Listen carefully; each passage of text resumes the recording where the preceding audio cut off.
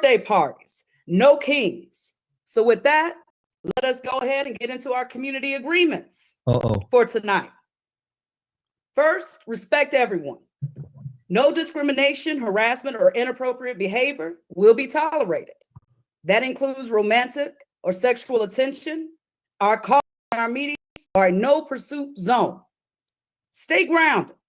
Speak from your own experience. Be curious, not combative. Conflict happens. Handle it with care and not call outs. Share the space. Step up, step back. Make room for all voices tonight. Avoid dominating or derailing the conversation. Check your rank. We're not here to recreate the military, y'all. Everyone's voice matters, regardless of your background, service, or role. And be accountable. If you see harm happening, speak up or get help from a staff member. We're here to support and repair, not punish.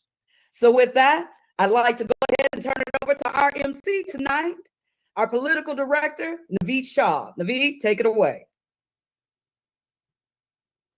Thanks so much, Lakeisha, and welcome everybody. Hey, my name is Naveed Shah. I'm the political director of Common Defense, an Army veteran, and I'm based here in the Washington, D.C. area. I served in Iraq, and I was actually there in 2010 when Iraq held their second ever national elections. For many Iraqis, it was their first time casting a ballot and being able to go out and make their voice heard. And on that day in Iraq, for once, the insurgents weren't targeting us, the Americans who were providing security. They were actually targeting each other. More than 100 Iraqis lost their lives to bombs and bullets from snipers that day. And all they were trying to do was exercise their fundamental right to vote. In that moment, the sanctity of our rights became clear to me, and I promised never to take them for granted. So when I saw what happened right here at home in DC on January 6, 2021, I was more than just shocked and appalled. I was scared for what could happen to our country if we allowed things like the big lie to continue to fester, and what they would do if the insurrectionists ever took power. On that dark day in January, we witnessed a terrifying assault on our democracy. That mob was incited by lies, fueled by anger and a hunger for power, and they assaulted our Capitol, leaving a trail of violence, trauma, and shattered trust in its wake. And it wasn't just an attack on a building. It was an attack on every vote cast, every voice heard, every principle that America was built upon. The scars of that day run deep. We know personally folks like Officer Michael Fanone and Harry Dunn, who were injured and impacted by the events of that day. Examples out of. But let's not forget the true culprit.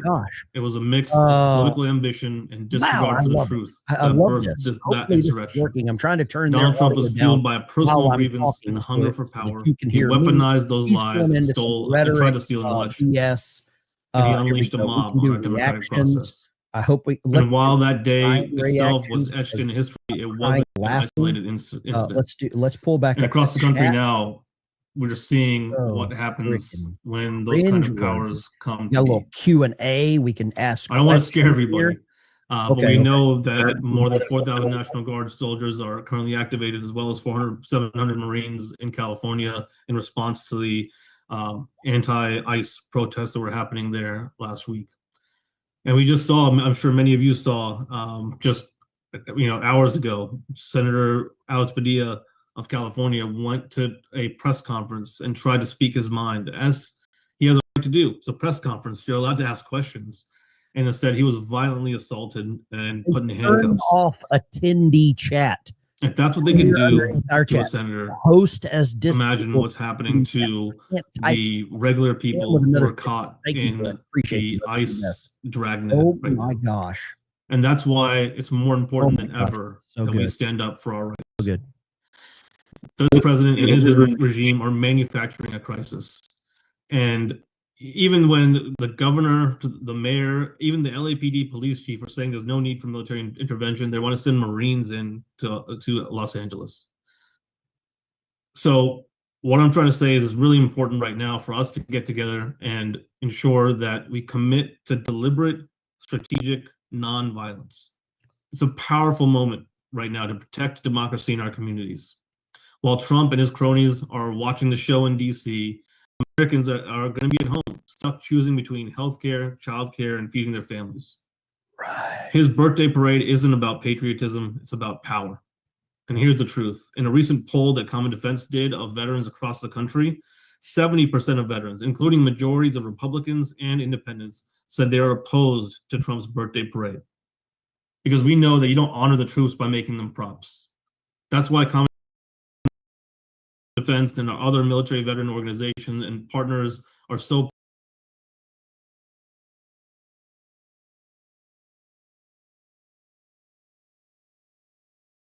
work with all of you, centering and celebrating not only military families, but working families all over the country and indeed all over the world, because this No Kings movement is a worldwide movement. In the face of oppression, your collective strength and unity are building a people-powered movement that empowers us all. Together, we're stronger, and I'm confident that your efforts will continue beyond Saturday to safeguard the values that we all hold dear. Because your work here, Saturday is not the end of the work, it's just the beginning. And we have a long way to go.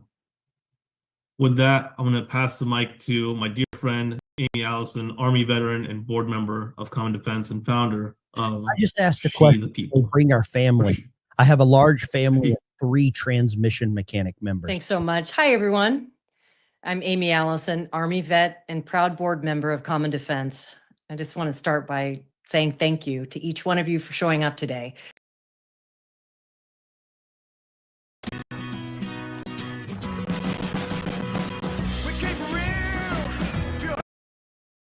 Now, I was asked today to share my thoughts on how we got to this moment and what we should carry in our hearts as we head into this weekend's No Kings gatherings across the country. My story begins in uniform in the Army, where I spent much of my time stationed at the VA hospital in Palo Alto, California. In the Army. And there I saw up close what many of us already know, the way our country fails its veterans and military families. Not in words, they love to say, thank you for your service, but in actions. I saw vets waiting months for care. I saw families navigating a broken system just to survive. And I knew even then, our families deserve better than neglect. But today, 25 to 27% of active duty households don't have enough to eat. That's 1 of 4. Over 2,000 Army facilities are filled with mold. Families are getting sick. Soldiers can't focus on their mission because the kids are hungry and their homes are toxic. And yet, this administration prioritizes parades and tax breaks for billionaires over housing, healthcare, and safety for those who've served. It sounds like Congress just passed a budget that cuts VA staffing by 15%. That's 15%, 83,000 jobs. So when we ask, how did we get here? This is part of the answer. We are here because we've entered dangerous territory. We're now watching as Donald Trump attempts to remake this country in his image, not as a republic, but as something far more dangerous, a place ruled by force, spectacle, and fear. He's using the military, not to defend democracy, but to threaten it, to silence dissent, to elevate himself. This week in Los Angeles and California, my home state, Hegseth ordered Marines into the LA area as a threat to use against peaceful protesters. And already, as you heard, National Guard troops were deployed into Los Angeles. So think about that. Sent into the streets without the consent of the police chief, the sheriff, the mayor, or the governor. We swore an oath to the Constitution, not to the king. And yet, this is what we're seeing. An effort to militarize our politics, to turn our service against our people, and to strip away the rights we defended. And here's what veterans know and what military families understand deeply. This has happened before. It happened in Watts, in Detroit, at Kent State. We remember what happens when the military is used against the people. It destroys trust, it opens old wounds, it risks turning neighbor against neighbor and soldier against citizen. Also, there's the law. The Posse Comitatus Act of 1878 limits military use in domestic law enforcement, a principle rooted in fears of authoritarianism. Veterans trained to uphold civilian control view this deployment of Marines without local consent as a violation of this principle. This is not leadership. This is not patriotism. This is tyranny. And that's why we're rallying under a banner that couldn't be clearer. No kings. This isn't just a slogan, it's our battle cry. No Kings is about remembering who we are as Americans, as veterans, as people who were willing to serve, not just for one man, but for all of us. And our service to our country and to our people did not end when we left the military. Our service continues now and will continue this weekend. We reject kings. We reject parades that glorify power while children go hungry. We reject the misuse of Marines as props in a political circus. We reject the normalization of authoritarian rule. We reject the idea that silence is safety. It is not. Silence is surrender. We, as veterans and military families, are uniquely positioned in this fight. We know what service really means. We know what sacrifice looks like. And we know that democracy only works when the people lead, not when the power is hoarded, not when the military is weaponized, and not when the truth is replaced with pageantry. From the Freedom Riders to the Vietnam era protests, veterans have stood on the front lines of justice before, and now it's our turn again. We believe in this country and we will not let it fall to authoritarian rule. So, in answer to the question, what do we hold in our hearts and minds this weekend? We hold love for our communities. We hold strength from our service. We hold clarity about what's at stake, and we take action. So when you join No Kings gatherings this weekend, bring your voice, bring your sign, bring your story. Let people know that veterans and military families are rising, not to defend a man, but to defend the Constitution, the people, and the promise of America, because there are no kings in a democracy, and because freedom is worth fighting for, and because we are not done fighting. Thank you so much, and I'll see you this weekend. Thanks, Amy. We appreciate you. And up next, we have our good friend, Jacob Thomas, to go through some important info that you will all should find helpful. Yeah, well, hey y'all. Thanks, Naveed. My name is Jacob Thomas. I am an Air Force veteran. I use he, him pronouns, and I am our communications director here at Com Defense. So happy to be with y'all. Honored to be among such a great group of patriots.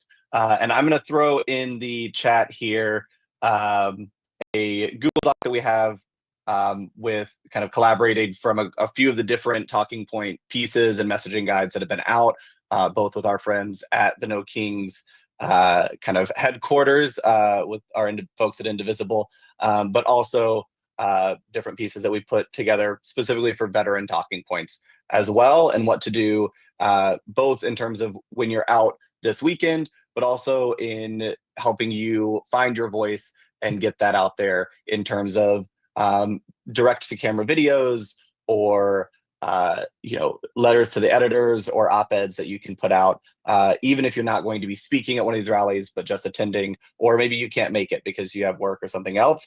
There's other ways to kind of make sure that your voice is heard and added to the overwhelming choir of people fed up with the extremism and the fascism of this administration that we have seen escalate even further earlier today with the just outrageous handling of Senator Padilla trying to ask questions about his constituents and about their safety and being thrown to the ground by DHS. So there's pieces in there for that. But what I want to kind of really say, and I know we've got a lot to get through, but I want to kind of give you some of those talking points, right, of what we're doing here. And I live, actually, I'm from Georgia, but I live in Minneapolis now, been here for a few years. And there's a mural kind of statue piece down the street from me. It says, a quote from Cornel West that says, justice is what love looks like in public. And I want to remind us today that protest is what patriotism looks like in public, right? When there is unjust policies being carried out by a regime that is trying to take us down a dark road of fascism, it is patriotic to stand up and fight against that. It is patriotic to fight for your neighbors, to keep them safe, and to stand in solidarity with those who are oppressed in this country. It is patriotic to stand up for the values that this country was founded on, that when we said every morning in schools, and when we raised our right hands, and when we took those oaths, and we sat there and we were told that liberty and justice was for all, that we believed it, and we are going to fight like hell to make sure that liberty and justice really is for all. That is what this administration, that is what this regime is trying to undo. That is what they are trying to change. But we are here tonight, and we will be here on Saturday and throughout as long as it takes. If it's another 3.5 years, then you better damn bet I will be there for 3.5 years fighting against these atrocities. And that is what we are all here to do. So let's do that together. Let's remind the public, let's remind this fascist dictator who doesn't know how to put on a good foundation what patriotism actually looks like. And so that's what we're here to do. So join us in that, keep up the fight, and use this toolkit to help do that work. Back to you, Naveed.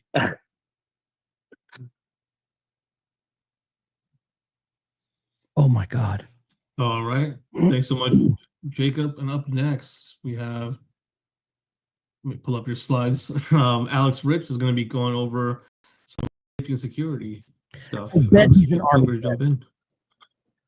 How's it going, everybody? Alex Rich. I'm the data director for Combat Defense out of Durham, North Carolina. Air Force veteran, spent a little over 10 years flying U-28s and KC-135s. First off, nobody told me that I was going to have to speak after all these great speakers. So really the only thing that I got going for me is that I am delivering the thing that all of you with military experience have been waiting for, and that is the safety brief. So get up for it. Super excited. Before we dig into all that, I want to kind of talk to you, those of you who are new to this space. I'm a little bit new too. I've been at Combat Defense for about 2 months. 2 months ago, I was just doing a regular data job.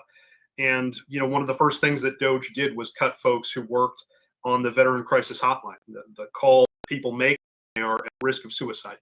And that was a red line for me. And I was really fortunate to be able to reach out and find these folks who organize people power to impact policy. But if you're new to this space, you're not alone. Also, if you're new to protest, you're not alone. I am from a very small town in Maine, and it does not come naturally to me to sing, dance, or chant in public. But you know what? I go to these things and I fit in, and it's fine. The important thing is showing up.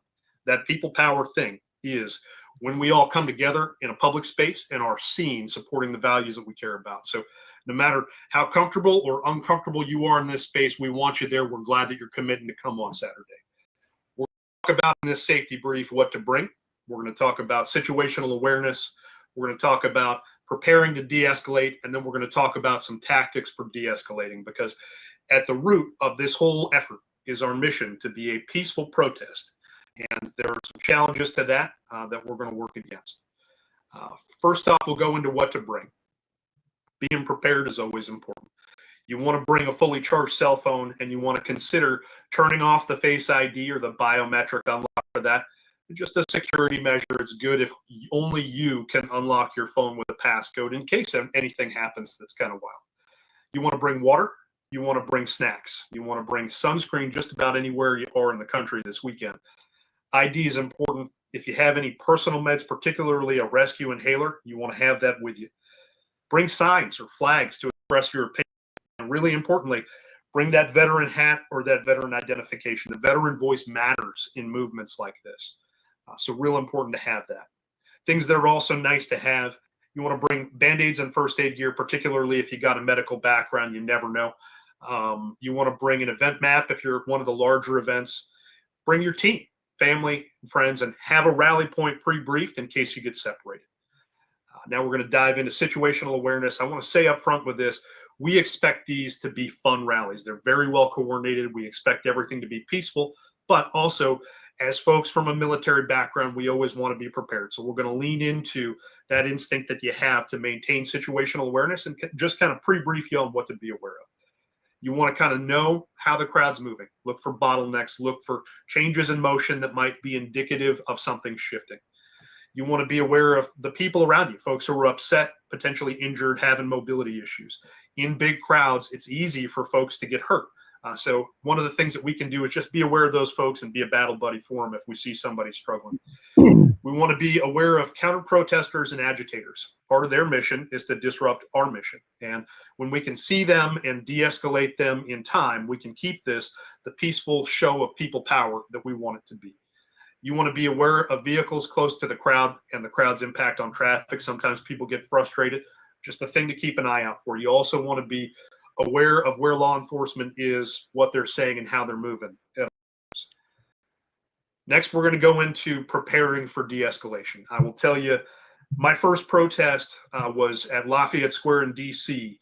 in 2020, and it was the first time in my life where I ever had somebody kitted out in the uniform that I used to wear, squared up against me, but this time with no name badge and a face mask, and they were kitted out like Navy SEALs with an M4 like the one I used to carry in my airplane, looking at me with hostile intent. And I will tell you, the first time you have that happen to you, you're going to have some feelings. So what I want you to do if you get in a situation like that, or just any kind of triggering situation this weekend, is take a deep breath and think about the ABCDs of being prepared to deal with these kinds of things. First, I want you to assess what's happening. Just take a moment to think and to kind of center yourself. Then I want you to breathe. I want you to really think about your feet in contact with the ground and feel the air come in and out. And only after you've done that, I want you to choose whether you're going to engage or not. And if you decide that you're going to engage, then I want you to start to de-escalate, because the whole mission here is peaceful protest and people power. So with that in mind, there are 6 Ds of de-escalation, 6 different tactics that you can take to try to wind things down if things start to move towards conflict or violence or anything other than the peaceful messaging we want to present. So the first of those is delay. Wait it out. Some of these things fizzle out. And if it feels like we don't need to engage and do anything other than let somebody kind of fizzle and relax, that's a good way to deal with things. Next up, direct intervention. This is speaking to somebody. And when you do that, I want you to really focus on keeping an even tone of voice, speaking with confidence, and keeping your hands visible. Particularly if you're speaking to law enforcement, it's especially important that you not touch police officers. That includes their horses, their scooters, their bikes, any of that, for legal reasons. Next up, we've got distract. Some of us are especially good at using a sense of humor or an off-the-wall question to just redirect somebody's brain and bring them back from a headspace that they might be going down into that they don't need to be going down into. Next up, distance. You can use your body to create distance between 2 people if a conflict is starting to arise. You can also link arms with protesters and create a safe space around a person or a group of people. That's sometimes very important. Next up, delegate. You're going to a peace rally, and there are going to be a lot of people there. If you're alone, you might be in the wrong spot. But if there are other people there, you've got team members around you, and you can work with those team members to accomplish the de-escalation that you need to accomplish. So keep that in mind. You're not alone in any of the things that you need to do this weekend. Finally, documentation. There are instances at these kinds of events where it's sometimes important to have what's going on video. And you got to use your personal judgment to make sure that putting a camera in somebody's face isn't going to escalate them and cause them to be more upset. But there are a lot of instances where being on camera makes somebody start to think about long-term consequences and puts their headspace in a little bit healthier and safer zone. So with all that said, I want to kind of bring us back to the exciting and really fun mission that we're going on this weekend together. It means a lot for all of you who have already served to continue your service and to bring your voice and your power into this moment to support the Constitution and the rights of the people. Super excited to see you all this weekend. We will make all of this slide deck available to folks if you want, and really, really excited to have all you be a part of this. Thank you. Thanks very much, Alex. And I really appreciate what you said at the very beginning about, coming into this space, some people for the first time and getting used to it. Like it is a new thing for many people. Absolutely. A peek behind the curtain. I've been removed. I got kicked out. They kicked me out. I asked a question. Can we disavow the Hamas and Palestinian protesters